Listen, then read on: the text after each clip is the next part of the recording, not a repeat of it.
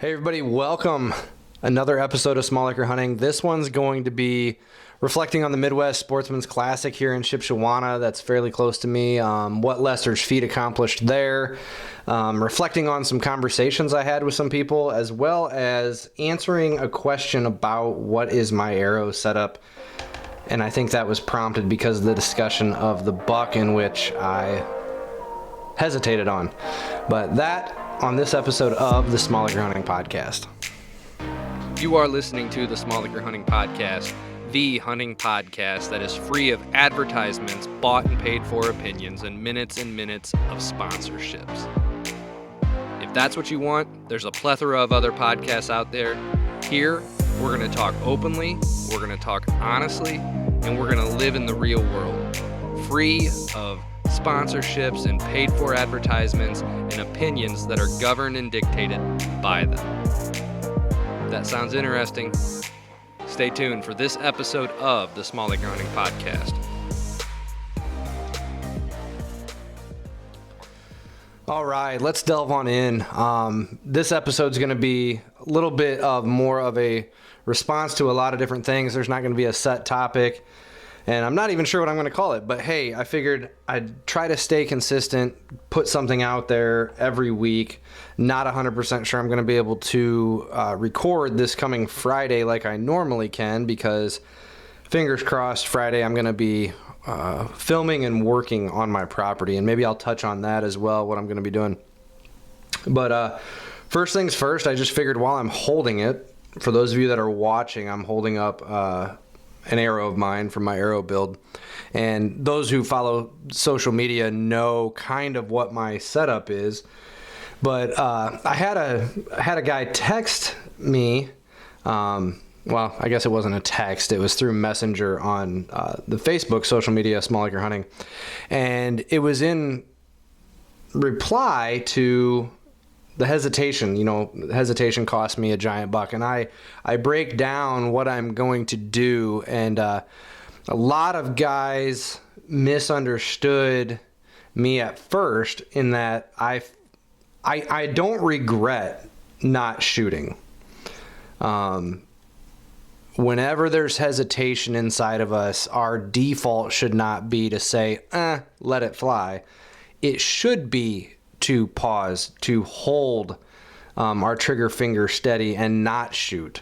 So I'm not ashamed, or I don't regret not shooting, but that is a shot I should have taken, in my opinion. There's no point not to. I like I said, I practice out to 60, 75 yards with broadheads.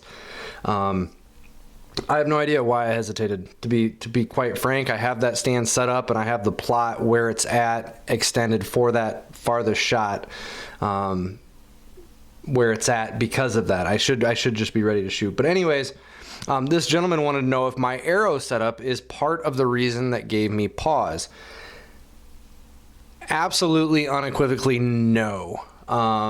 My arrow setup had nothing to do with it. He knew I shot a heavy arrow. So if anything, my arrow build, when I decided to invest a serious amount of time and energy and effort into building a harder hitting, high FOC, less margin of error on impact, and just a bone splitting build, I actually have more confidence in my arrow setup and shots than I ever had before. So for those who don't know, there's nothing crazy special about the arrow. It just happened to fit in the grains per inch. I wanted a more micro diameter arrow shaft. I was going to go with the Grizzly Stick tapered arrows, but for some reason I had some really good friends of mine that had a couple bad experiences with those. Could just be, again, a couple bad. I've heard really great things from a lot of people I respect, but when you have a couple close people to you that kind of like, they had a bad experience with it, makes you hesitate. I had shot Black Eagle a lot. I had shot the Carnivore, and I think I had shot the Zombie Slayer, I think is what it was called, or something like that. So I decided to stay with Black Eagle. Great company, very consistent. I've never had more than a 1 grain variance in my 6 or dozen arrows purchased, which, believe it or not, that may sound like a lot, but it really isn't. If you really start checking your own arrows when you buy them, I think you'll be shocked at the variance in weight at times that you will get. I usually will pair, if I get 6, I will pair up 3 and 3 that are the absolute closest down to as whatever measurement I can. And those will be paired. But I do that always after I cut them down to length. There's no sense in grouping them before you cut them. And then when you cut them, who knows if you have your pro shop cut them or you cut them, you're not going to be exactly perfect in length, which could play a variance in. You're going to be well close enough to where we're never going to notice. You and us hunters are not going to notice a difference. But I shoot a Black Eagle deep impact arrow, and I actually just got in. They're right over there.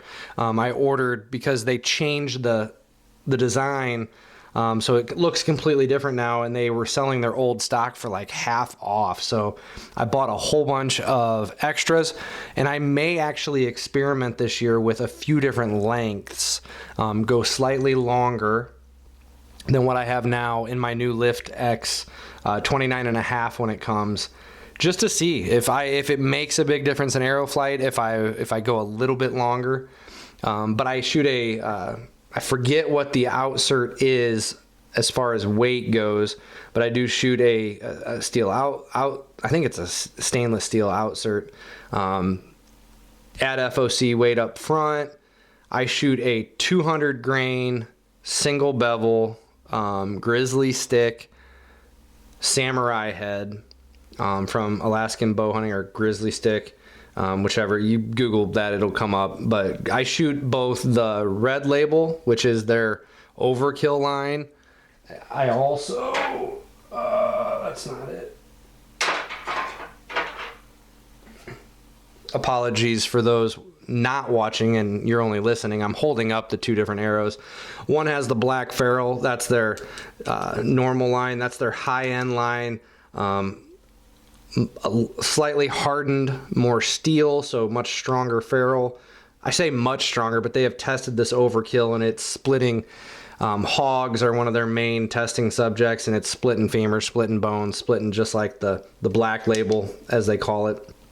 But I shoot both, actually, as long as they weigh the same, they fly the exact same, they're exact same measurements, angle, tip, everything is the exact same. And my arrow comes in. Just setting those down, sorry for that noise. My arrows come in right around 604 grains, if I remember right. I've got this written down somewhere, but I'm going off the cuff right now. High FOC, I know if I'm not at 15, I'm just shy. I'm pretty sure I'm at like 16, 17.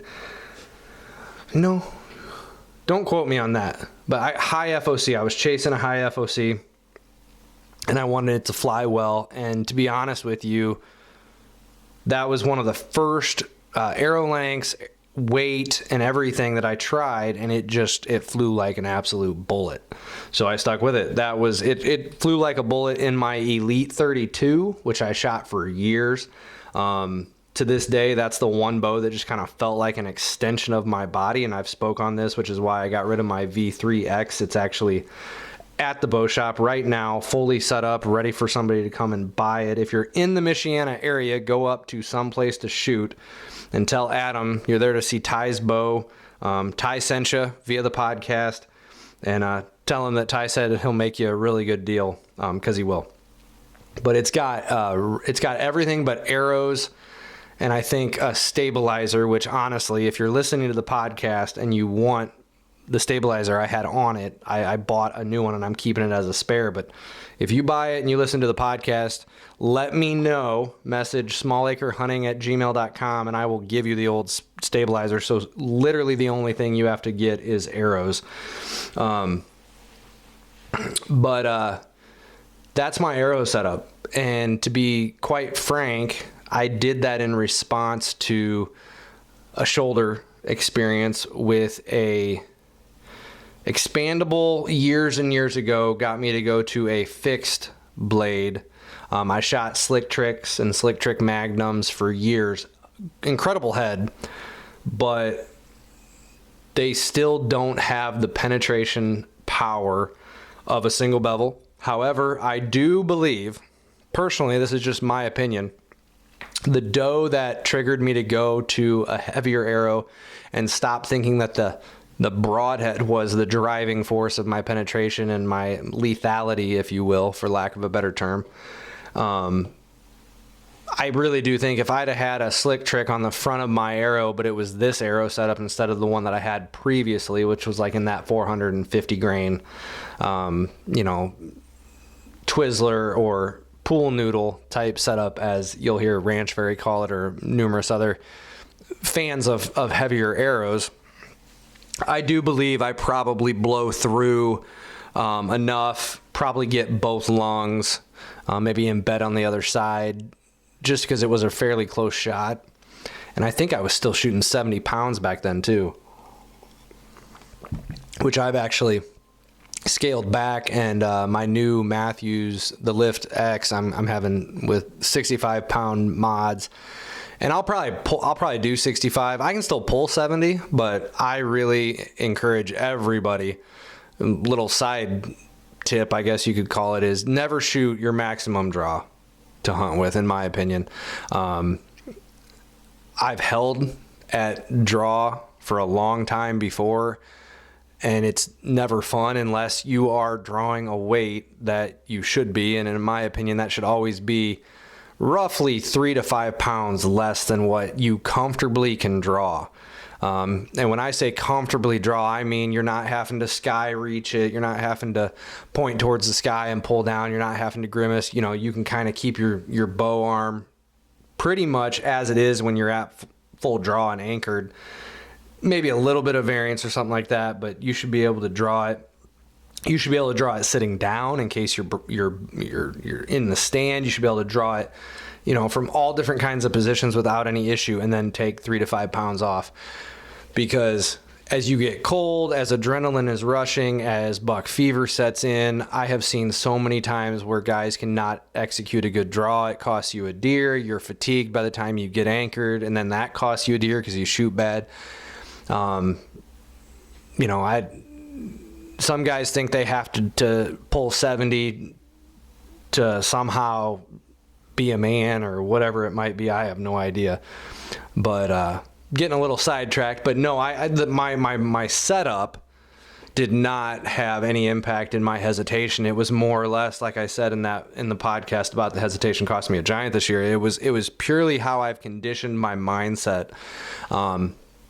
I'm conservative when it comes to shot selection and shot decisions, and I live by the motto, don't just look for a shot, look for the shot. And the issue is I'm opposite of what a lot of people are, and I need to work on pushing what that shot is for me to be a little bit farther, a little bit more aggressive, I guess you could say, for lack of a better term.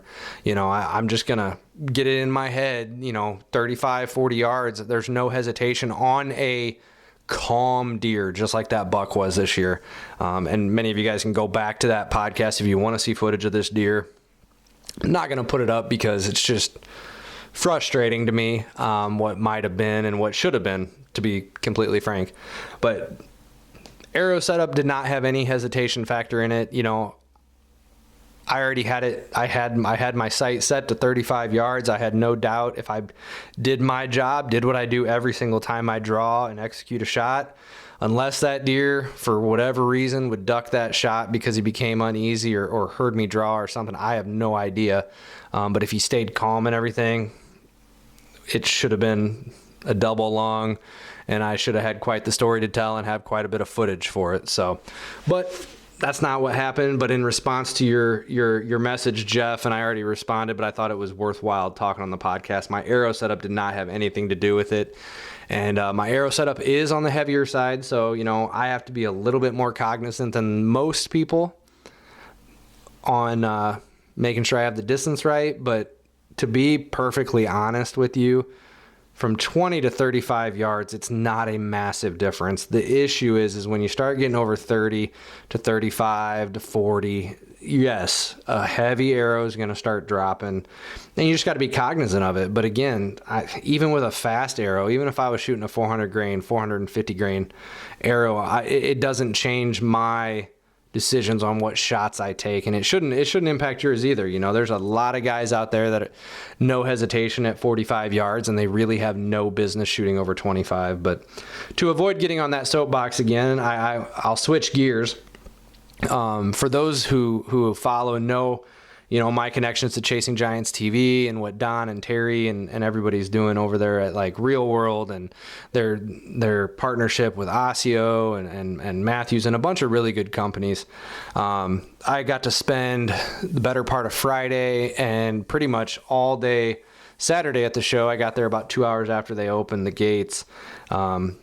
Living only about 34 minutes from it, I was able to watch the family, get them set up, shovel snow, and then go.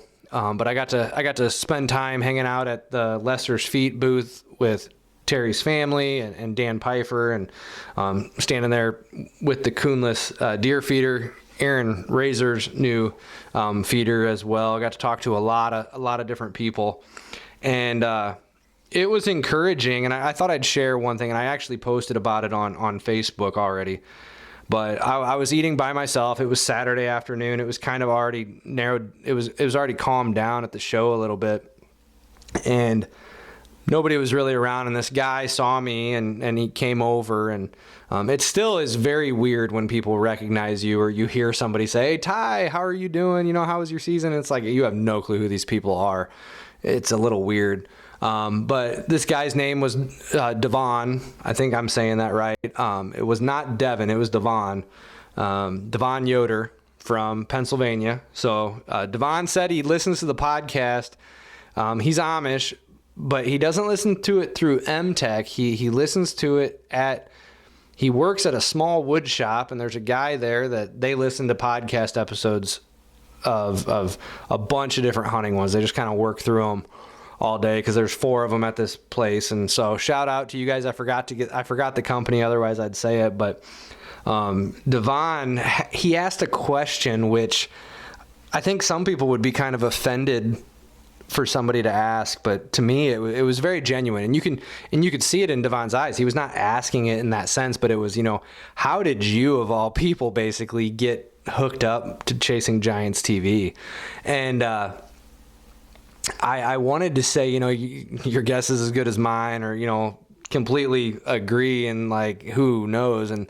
But I said, you know, God has a way of opening doors, and never really know why. And I said something like that, and we got talking. And, you know, it basically went back to he just was surprised because he was like, you know, you're the guy that I relate to the most. And, you know, he's like, I've watched and listened when he has access to internet and everything. But he's like, you know, I remember you talking about on your podcast using rear tine tillers, garden tillers to put in your food plots. And you and Pops don't have the blessing of a bunch of equipment and things of that nature. And he's like, that's what my father and I, he looked like he was probably in his mid-20s to late 20s.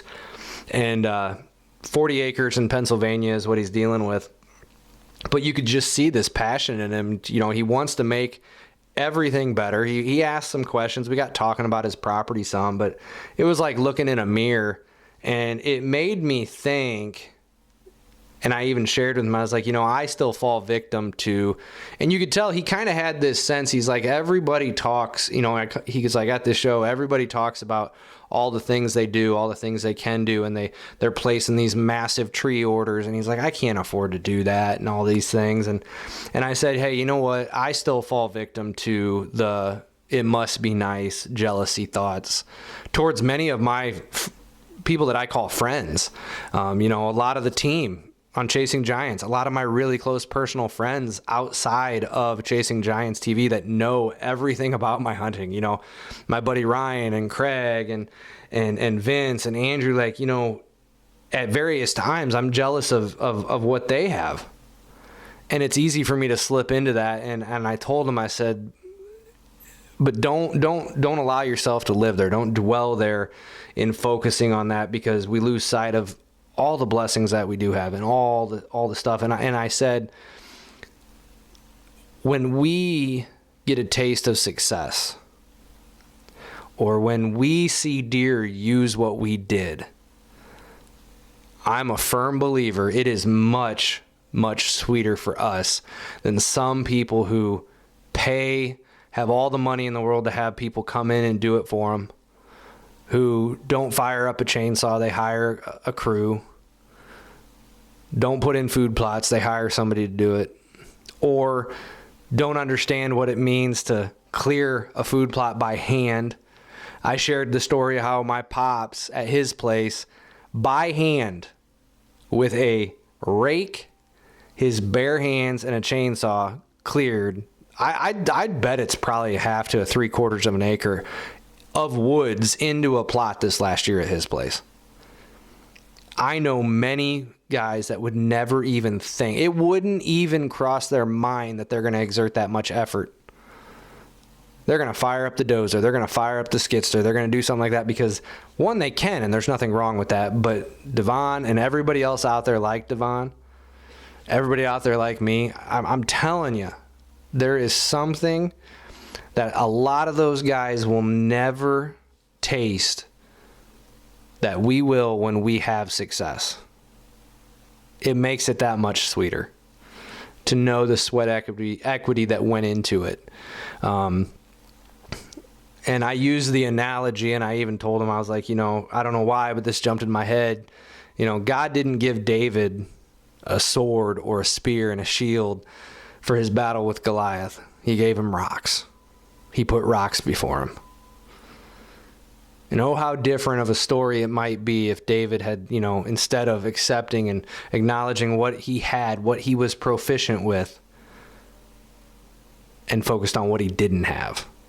Focused on the insurmountable. And I think, honestly, that concept is the main reason why I keep trying to just provide people with someone who they can relate to, someone that they can see is toiling with hard effort, sweat equity, limitations, property issues, neighbor issue, like most real world hunters are dealing with all of this. But yet a lot of the people who are in the position to sit down and do podcasts and take sponsorships and, get their connections up and start taking advantage of that's built for them, or they were already in the position financially. They're already in an area. They're where we want to be, hundreds of acres, or connected to large, incredible leases, or, they got the finances to go hunt some incredible places. And there is absolutely nothing wrong with that. But it can be frustrating and daunting and discouraging for the real world hunter. And sorry, I have not been looking at the camera at all. I forgot that I'm filming, so those of you on YouTube, I sincerely apologize. I have not been looking at the camera at all while I've been recording the last, I don't even know how long, but it was a very cool conversation with Devon, and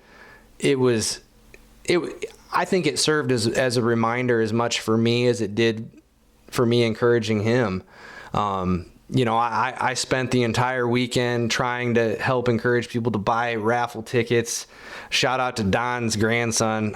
I think it was Walker. I always get Walker and Wyatt mixed up, but the older one, he just sold. He was a blessing. God was using him as the hands and feet to just grab people, encourage them to help in the raffle and buy tickets for the incredible prize. If you're in the area next year and you can come, Lester's Feet's usually doing some kind of raffle. Next year is going to be pretty incredible because there's going to be an auction that's going to be involved. But this year alone, they raised like $40,000 for Lester's Feet. And those of you that somehow maybe are listening but don't have a clue what Lester's Feet is, Terry Peer, the other half of Don over at Chasing Giants podcast and everything, his he felt a call and an urge, I guess it's been, I don't even know, 3 or 4 years ago. I don't know how long it's been, to do more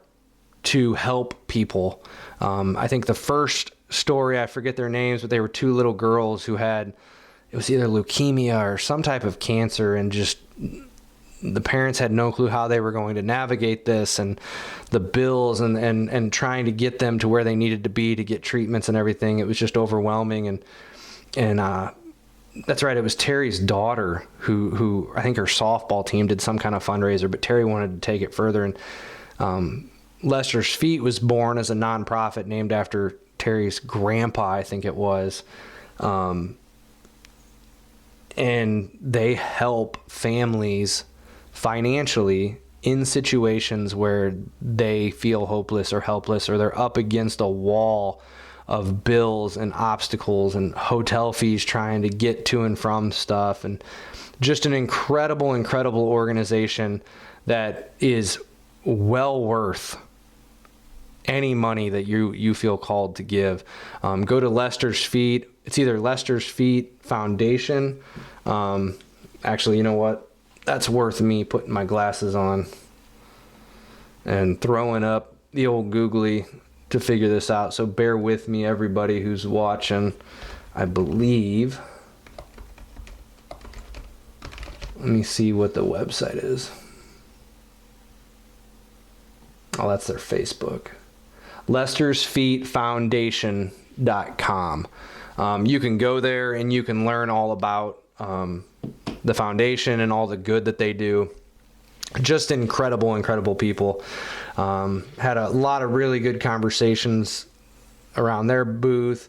Not just about hunting, but sometimes about hunting. Had a lot of people come up talking to me about Sunday night prayer time. If you get a chance, and this is just a side plug, go to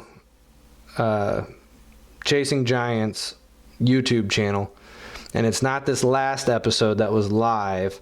It's the episode prior, but around the hour mark or something like that, I have a Sunday night prayer time that talks about why do bad things happen to good people. And if you at all are religious like me, and that's a question that I've had to answer or discuss, I should say, over my life a lot more than I ever wanted to. And it's not something we're comfortable with. And I would say up until recently, as in like the last couple weeks, I never fully was comfortable or felt God provided full answers for me. And then there's 3 parts to it, and what I believe the answer is and how we should look at it. So check that out if you want as well.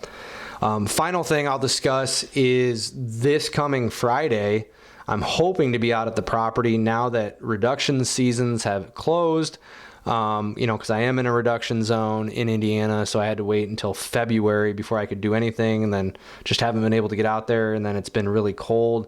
If the cold really holds and it's really snowy, I'll probably hold off.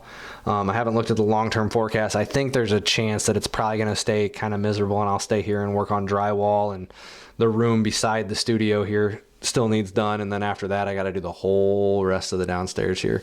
So I got plenty to stay busy, but the plan as of right now is stay tuned to the YouTube channel. I'll mention it in the podcast as well, but you're going to get to see there's a lot of things I'm trying to do, and I'm going to do. Even if a few things don't go through, I'm in conversations with neighboring property owner, hopefully to maybe do some things that would be, I think, game changers at my place. But I'm going to be firing up my buddy Skidster before his landscaping business fires up and it's not there. Massive blessing to be able to have access to equipment like that. So I'm going to take advantage of it and continue to eradicate and remove some bush honeysuckle. I'm going to widen and carve out some edges around some food plots to add a little bit of space and more food, as well as possibly a couple more fruit tree areas, give them a little bit more area to breathe. Reroute a line of travel to kind of enhance a little bit on the one side of things. And that's always something that, and I actually talked about one guy about this, on small properties, I'm always a little hesitant to just push food, get a lot of food out there as far as like food plots go. Because I think if you can encourage through TSI and get a lot of food on the property and woody browse and forbs and early successional growth, that's going to be more beneficial to the small property owner than anything, because with that comes cover, and with cover comes bedding, and with bedding comes daytime activity, as long as you do your part and you don't destroy it. But I am at the point where I've noticed, like, I know if I encourage and enhance and offer more food, it's only going to be beneficial to me. I have portions off my property that are becoming much better bedding areas. So I'm playing that game of reap the benefits of that, take advantage of that. And if that should ever change, I can always scale back, till up food plots, even plant into them herbaceous, understory type bushes, hardwoods even, and very quickly Mother Nature will retake it and it can be bedding area again. So that's kind of the thought process and where I'm at. I am going to be here real soon. I'm probably going to place an order this week for some clover mix from Real World, and their clover chicory, and I will be frost seeding into some existing clover. One spot's really thin, so I'll probably do about half the acreage rate that they recommend. And then the other ones, when I do like a dusting, those are typically established clovers or pretty thick clovers, and I'm not necessarily worried about it. I'll do maybe 1 pound to 2 pounds an acre rate. So a little bit goes a long way, and that's more than enough. It thickens up what needs to be thickened up. And if I go back and control any of the grasses that I don't want in there, weeds don't bug me as much as long as they're not taking over. But if they get to be too much of an issue, I obviously do a lot of cutting, but I could also do some selective herbicide with some Roundup. And just, the nice thing is when you don't have large toys, I can wear a backpack sprayer and I can almost treat my small plots very quickly. So that's actually a benefit that guys like you and me, I say you, those of you out there listening that can relate to me and Devon's story from earlier, we actually have an advantage on that, being able to micro manage weed control and things of that nature. But yeah, a lot more to talk about, a lot of things. I've got a whole checklist of items, and again, depending on how some conversations go, there could be some massive changes about to go down at the 22, and we'll see what that brings and what that takes us to. So I've had some questions about self-filming, and I am by no means an expert, but I've done it long enough, and I actually was really worried about this year, but it was like riding a bike once I got going. By the second or third hunt, it was all on autopilot, and just talking through how I condition myself up the tree, how I always try to position everything. So I think I might actually try to hang a stand in one of my trees right here by the house and just kind of go through that for those of you that are interested. I don't know if I'll make that a podcast. I don't think it would translate very well, but stay tuned. I'll mention it in the podcast if you need to go to either Facebook or the YouTube channel to check that out. But I've had a lot of people write in or ask about self-filming, and what are any tidbits or things that I recommend. I will say one quick thing. Don't worry about a second angle camera if one camera is too much to worry about. Or don't worry about a second camera if it's too much and you're stressing about it and you're not finding time to get things going. But we can talk about a few tricks that you can do to maybe just hit record and then not worry about it depending on the length of your hunt. So I think that's all I got for this episode. Yeah, if you are listening to this, because I know there were many of you that actually swung by and stopped and said that you listened to the podcast. I was blown away when Austin Razor told me the story about how he discovered the podcast. It was really cool to hear and neat. And he said something. He goes, "It's probably really weird because you're like talking into into the darkness, into the blackness, you know, and you don't ever actually see people listening. And then it's like probably weird when you find out people do. And he hit the nail on the head. It really is. I don't know why, but it's just a little strange. And, but those of you who swung by, saw me, said hello, it was heartwarming. Some of the conversations that were had, it means a lot that you tune in and at least a little bit of what I have to say is deemed worthwhile by you, and I'll hopefully continue to. Oh my gosh, Daddy, Bryson, I'm recording. Daddy, What? How did you exercise? Okay. You do exercise? Oh, the interruption of a kid. That's hilarious. I'll have to see how that looks. So maybe you just saw an interruption from my 5-year-old. Maybe you didn't. I don't know. He wasn't on camera, but apparently he wants to exercise. So I don't know what that means. We'll go find out here in a little bit. But thank you again to everybody who swung by, said nice things. It means the world. And stay tuned. We'll talk. I'll be back next time. And we're lining up some guests, and we're going to talk about property ownership, habitat plans at various stages. I want to get a few guys, one that is in like year 3 or 4 of ownership, one that is just getting started. Actually, a couple guys that are just getting started. I'm going to ask to see if they're willing to sit down, talk, and share with some of the things that they're doing. And I'll try to find some guys that are very relatable for you out there that are like Devon, like myself, who maybe you don't have all the toys and all the shiny things, and there's still a ton that you can do to make your hunting better and to see success. I promise you. This is Ty. God bless and good luck out there.